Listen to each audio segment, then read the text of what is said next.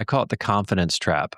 And that is this idea that we tend to deify others, but diminish ourselves, right? We tend to think, Sonny, man, you got a great story. You're amazing. You've got this track, all that. Me, I don't have as much. It's that we compare ourselves to other people and we think that person has arrived. I just don't have anything to contribute. That's where a lot of this begins, is we talk ourselves out of our story having the significance that it could have in the world.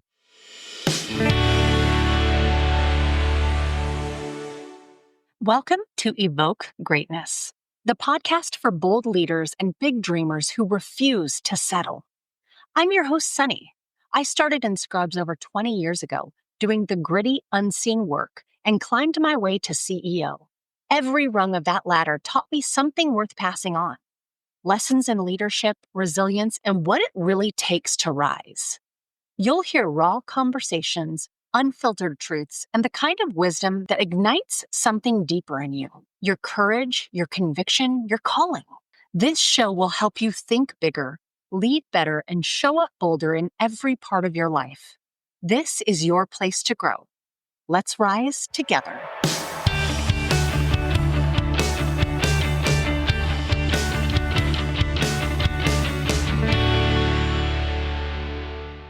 What if the lessons you've lived, the challenges, the pivots, the moments that shaped you, are actually the key to your greatest influence?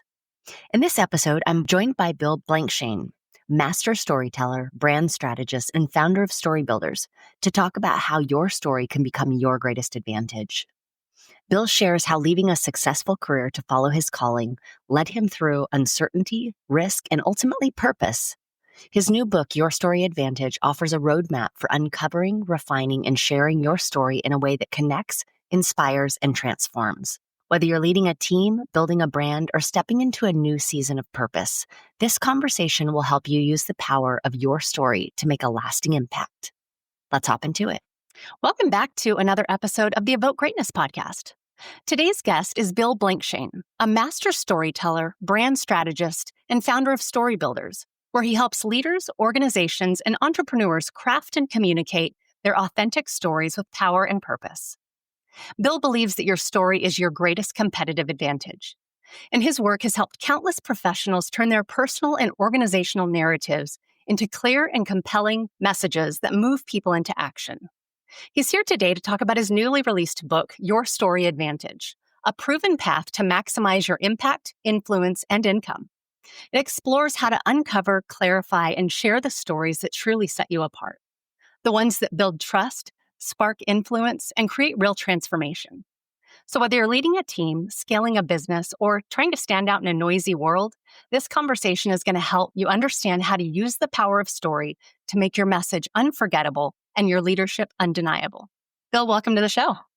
Sonny, thank you so much for having me. I've loved hearing a little bit of your story in our previous conversations, and just look forward to unpacking the power of story with you and your listeners today. Absolutely. Well, glad to have you. I know we started to have some conversation early on before we even hit record. So I always like to go back and kind of start at the beginning and get a little bit better of an understanding of the why behind it all. You've spent years helping people clarify and communicate their stories. But I'm curious, where did your own story with storytelling begin? Yeah, great question. I think for me, it began as a child. From a very early age, I've always had a love for stories and storytelling and reading. And I was the nerdy kid who was, twirling the breakfast cereal box 5 times, reading it as I ate every morning. But then as I got older, I actually helped start a private school and led that for about a dozen years. And there was a point in my life when I was getting hugs from kindergartners every day, which was awesome, and helping teenagers find their direction in life. And all that was good and rewarding. But at the same time, I realized I had felt stuck.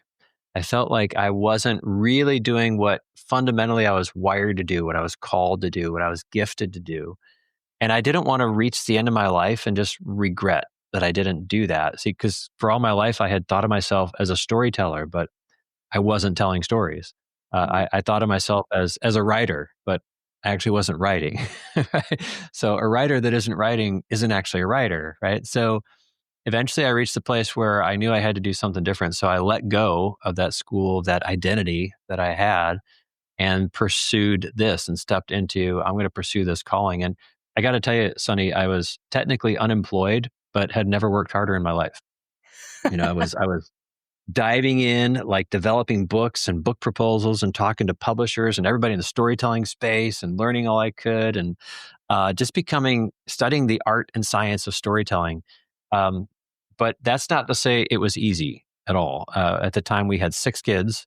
So we went a year, 6 kids, no income as I was going through this process.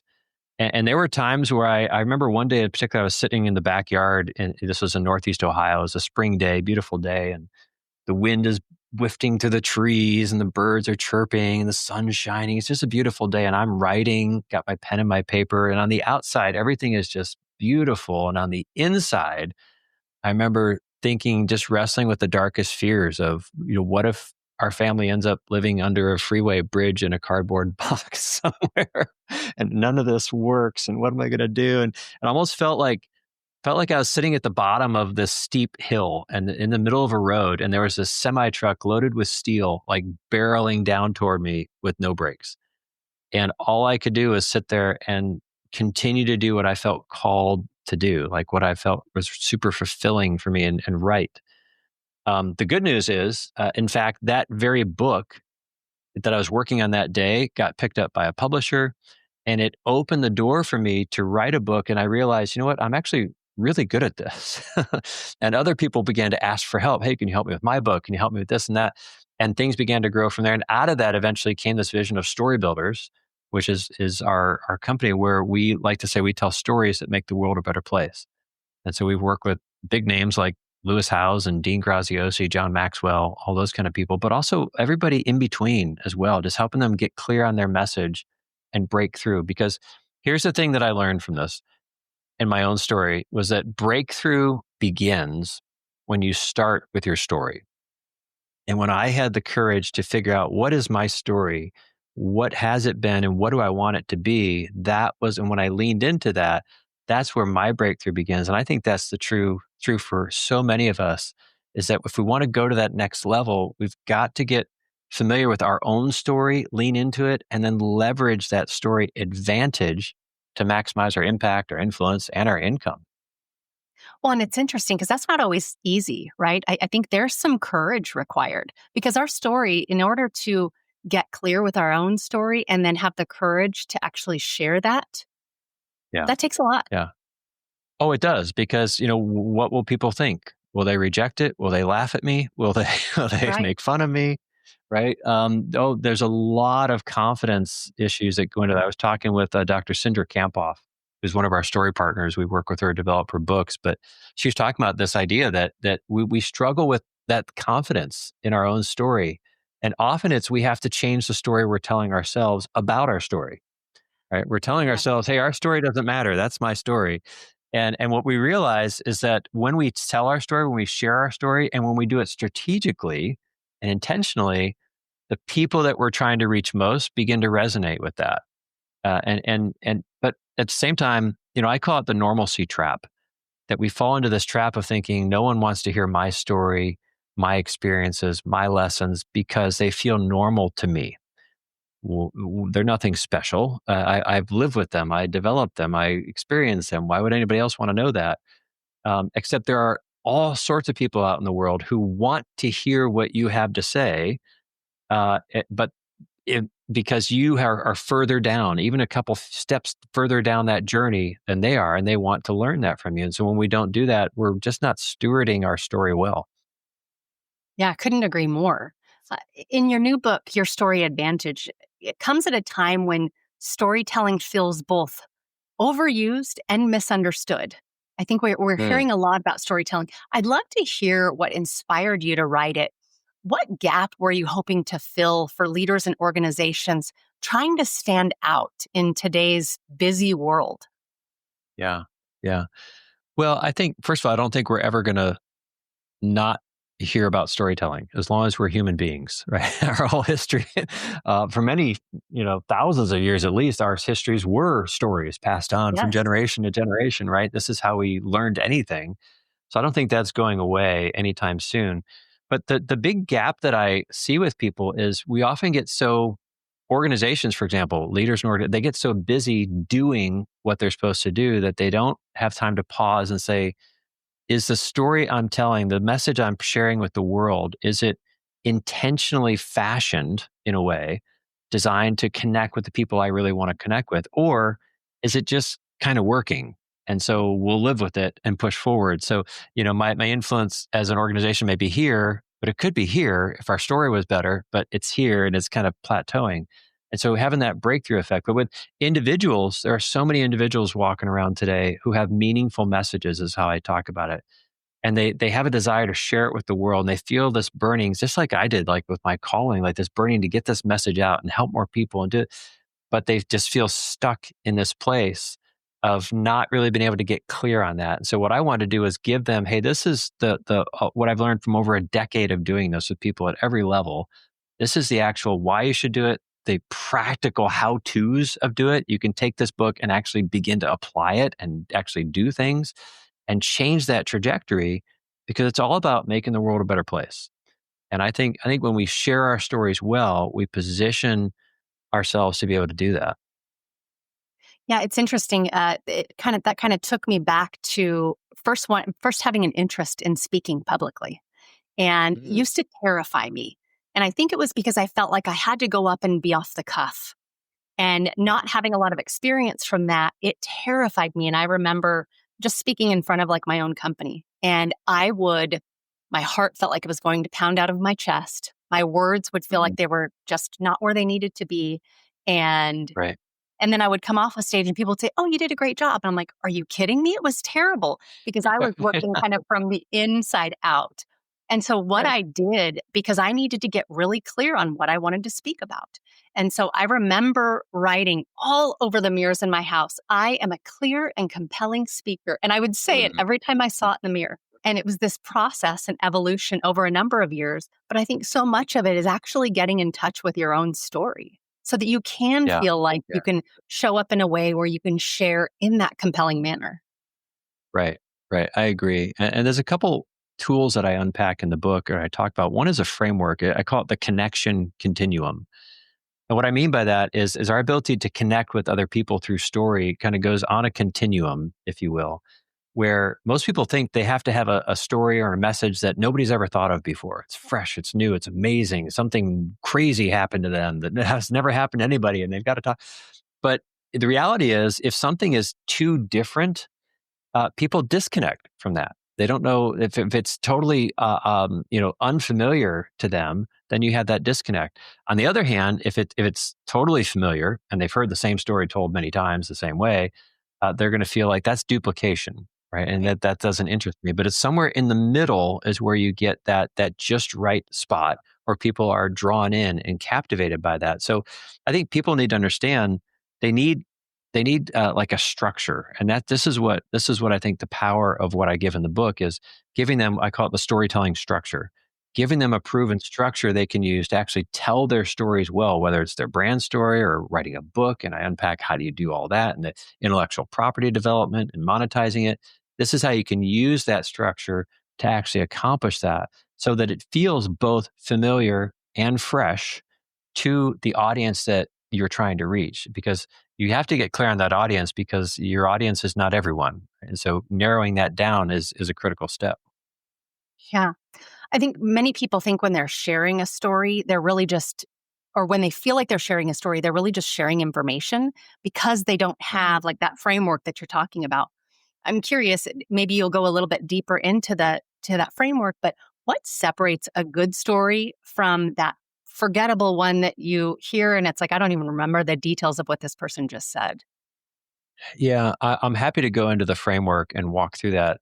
At the high level, though, I would say what Mhm. separates it is this reality that we have to remember that your story is about you, but it's not for you. Mm. And I think that begins to change everything. If I'm just thinking, I'm going to tell a story, I'm going to tell the story that I want to tell. All right, well, then, as long as you're the audience, that makes sense. That makes sense. You'll enjoy your own story. But if you want it to be something that somebody pays attention to, then you have to go through a process of thinking, what is it that they need? What is it that they want? What are the challenges that they're facing? How can I connect with that through the story? How can I then tell the story in a way with them in mind? I'm telling it for them. It's really an act of service. How we tell our story is an act of service to remove friction, to give clarity, to do all those things. And the truth is, Sonny, many of us, this is going to sound a little crass, but I think many of us don't care enough about other people to do the work to get clear on our story for their benefit, right? But the truth is, many of us, all of us, have a selfish streak in us, myself included, right? And it's like, do I want to do that work? Well, I mean, do I care about connecting with people? Then I need to do the work so that I can connect with them, so that I can serve them in whatever way that is. But I think ultimately it begins with flipping the script and thinking it's not about me. My story is about me, but it's not for me, I should say. So how do I approach it from that angle? Yeah, absolutely, and I think that also tends to calm the nerves a little bit as you think about, oh, I'm going to share, maybe be vulnerable in this story and share this. Is how can I Sure. show up in service of the person or people that I'm sharing this story with? Totally, totally. And it goes back even to the techniques, right? If when you're telling a story, I'll just use your example as a speaker, right? You don't walk on the stage and say, "This is what happened," and just walk through. This is what happened. The end, right? A good storyteller figures out what's going to be that powerful punch. What's going to help turn that light on for the listener. What's going to help the epiphany happen for them, and then how can I frame that particular story to create that moment, right? So it's very intentional and crafted from that perspective. But the same thing applies to any story. And I'm happy to kind of walk through that storytelling structure if you think that'd be helpful to just unpack how that kind of flow goes. Yeah, I would love that. I think people would really benefit from that. That is something that I hear a lot of people say is, how do I put it together though? And Yeah, oftentimes it's in regards to speaking or just starting to get their speaking career. But I think those things really go hand in hand. absolutely. And again, the reason I wrote the book, Your Story Advantage, is to reveal all that, walk people through it. So get the book; that'll help you. Yeah. But let's just go through it right now. First of all, there's five core steps to the storytelling structure. I'm gonna give you the five, and then I'll unpack each one. They are: number one is attention, two is tension, three is connection, four is solution, and then five is action. And any good story is going to have these, even if it's not obvious. So first is attention. And the question I ask around attention when you're presenting your story or your message, whatever the case may be, is what does your audience want? The people that you're talking to, what do they really want? And I think you have to start there. You have to, again, flip that script, put yourself in their shoes or their seat and think, what are they wanting out of this interaction? And even the bigger picture, why do they want it, right? Being willing to go deeper into their motivation. And once you do that, that helps set you up for the second one, which is tension.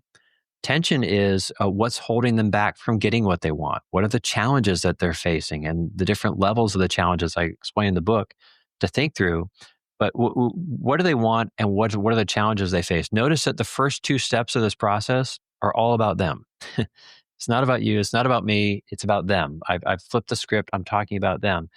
And it's only when you get clear on the challenges that you can then understand, all right, now let me begin to introduce some of my story into this. And that comes through the connection step. Now is a time where I can say, all right, I'm going to tell my story, but I'm only going to tell it in a way that lets people know I understand what they're going through. I understand the challenges they're facing. And I have found a path forward. I have found a way forward through this. And once you do that, now the question really in the connection is, why should I listen to you? Right? Why should they listen to you? Which is well, because you've kind of been there, done that, and you've got the t-shirt and you have a solution to it. So, right. So again, it's still them. And only when we get to the fourth step, which is solution, solution is really the heart of your message, what you are really wanting to say. But now you've given the thought to what do they want? What are the challenges they face? Why would they listen to me? Now it's what do they need to hear to solve these problems that they have or this problem that I'm addressing? What is that? At the most basic level, this could be a memo to your team. This could be a leadership meeting and a conversation, all the way up to an entire book or a course or whatever the case may be. It can be expanded and contracted in that way. And that's where you're able to create a lot of your intellectual property in the solution step when you really put some definition around this and framework, some really cool things. And then that leads to the fifth step, which is action. What do you actually want them to do? Because I'm sure you know as a speaker, sometimes you have to guide people into, all right, I made that point. What should I do with it? What's the action? What's the next best step I should take in this setting in order to begin to act out on this, in order to apply it, right? So just being intentional, that at a high level is the essence of the storytelling structure. And we do have in the book, and frankly, your audience can just go to yourstoryadvantage.com/free resources and get, there's like a one-page download. They can get the structure that they can actually use to craft any message that they want, and a bunch of other free tools they can use to apply it to different situations. Excellent. Well, I'll make sure to plug that into show notes as well. Cool. I have found that vulnerability is often what makes that message land. As you talk about, like there's that connection piece, right? Relatability. But I think oftentimes I always try to bring it back to leadership, because leadership doesn't just mean in the office, right? Leadership may mean in our family, it may mean as a parent, but leaders can struggle with that balance between being real and being professional. How do you guide people to share authentically without being the one that overshares? Yeah, there's another book I'm working on right now in the background of my life, which is really applying the practice of great writing to the habits of great living, right? And great writing requires careful editing. And I think the same is true here when we think of with a leader and vulnerability and how much to share and overshare. When we're working with somebody, we're always like, let's dump it all out. Like get it all out there. Don't edit in your own head. Get it out. Let's share it. Let's talk about it. But then go back with that perspective of who's your ideal audience? Who's your ideal audience at the core and what matters to them? Again, because it's not about you, it's about them. So if that vulnerability that you're sharing would help them and open them up to connecting with you and hearing your solution, then let's use it. If not, then that's just a therapy session for you. That's not really for them. That's about you, right? So I think that becomes such a key indicator of who's this, who am I trying to reach? Keep that as the focus. I even go a question further. One of our book starter questions, which is a 6 questions that we ask, and I talk about in the book. The first question I ask with any project, anybody that I'm working on, doesn't matter their name, their background, their listing. First question I ask is, hey, if someone were to read this book and they forget 99% of everything you write, they close it, they walk away, it's all gone, except one thing. They only remembered one thing. One thing stuck with them. What would you want that one thing to be? What's the one non-negotiable you want that thing to stick? And what I have found when you ask people that, it often doesn't take much at all. It's right under the surface of their heart and mind of, it's this. If if they get nothing else, they got to get this thing. And I say that because once you identify what that is, that also makes it easier to make the decision: do I share? Do I not share? Well, is it helping to reinforce that one thing? And if not, then it's a great story that you can toss in the closet and pull out some other time. Great distinction to make prior to dumping everything out on the table. Yes, exactly. Exactly. Well, and that's why I think anybody should walk through those book starter questions before they ever start a book. I can't tell you how many people have come to me and said, "Hey, I've written a book," and we look at it, and we're like, "All right, we need to take a few steps backwards and rethink a few things in order to get to a better place." So if somebody's at the outset of that process, it's so much easier to just lay that foundation in an intentional way.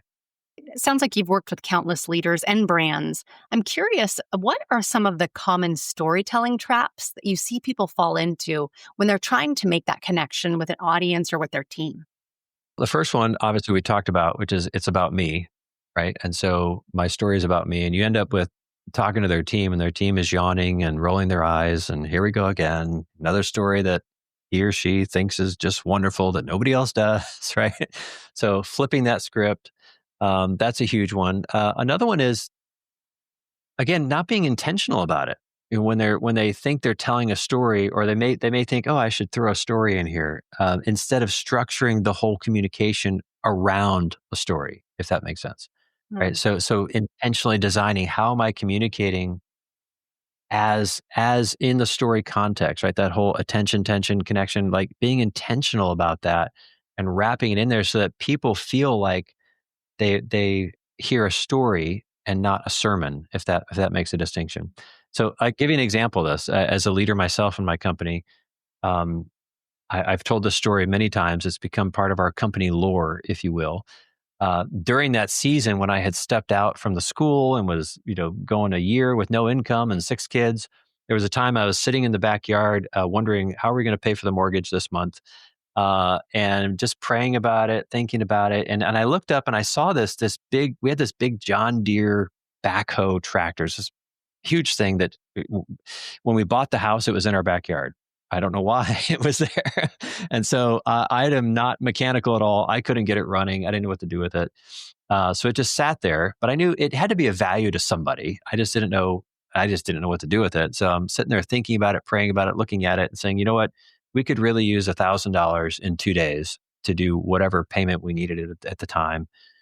And the tricky thing about our backyard was in order for that tractor to leave the property, it would have to go over a little creek that was in our yard, about 10, 12 feet it would have to go over. And we had a wooden bridge that was a little bit rickety. And as I thought about that, I thought, well, if that is going to happen, then that bridge is going to have to be braced. It's going to have to be reinforced to get over that. And I said, I need to brace the bridge. If I expect that to happen, if I'm hoping that'll happen, if I'm praying that'll happen, then I need to go prepare that bridge to get it over. And so I've told that story many times with our team of, hey, if we think X is going to happen, we need to prepare with Y, right? If we think growth is going to happen, we need to make this move now. If we think, or if we're concerned that's going to happen, what do we need to do now to get out in front of it? And so I tell that story, and now it's kind of shorthand. The team's like, oh, I think we need to brace the bridge, right? It's just that story just connected it. And by the way, 2 days later, that tractor did go over that bridge that I had braced, and it sold for $1,000 and it was gone from our property. So, if I hadn't braced the bridge, I often wonder, would that have happened to do that? So anyways, it's just another way that storytelling can just be used so powerfully with leaders to build culture in an organization. If this reminded you that your story matters, you are not going to want to miss part two. Next week, Bill and I go even deeper into the inner side of storytelling, the narratives we tell ourselves and how they shape everything from our confidence to our calling. We talk about the confidence trap, how comparison keeps us small, and why believing your story matters might be the most powerful shift you'll ever make. We'll also explore how to apply storytelling to leadership, business, and brand, weaving it into how you sell, recruit, and connect in a way that builds trust and lasting influence. If today's episode challenged you, moved you, or lit a fire in your soul, don't keep it to yourself. Share it with somebody who's ready to rise. Could I ask you to take 30 seconds to leave a review? It's the best way to say thank you and help this show reach more bold leaders like you. Because this isn't just a podcast, it's a movement. We're not here to play small. We're here to lead loud, one bold and unapologetic step at a time. Until next time, stay bold, stay grounded, and make moves that make mediocre uncomfortable.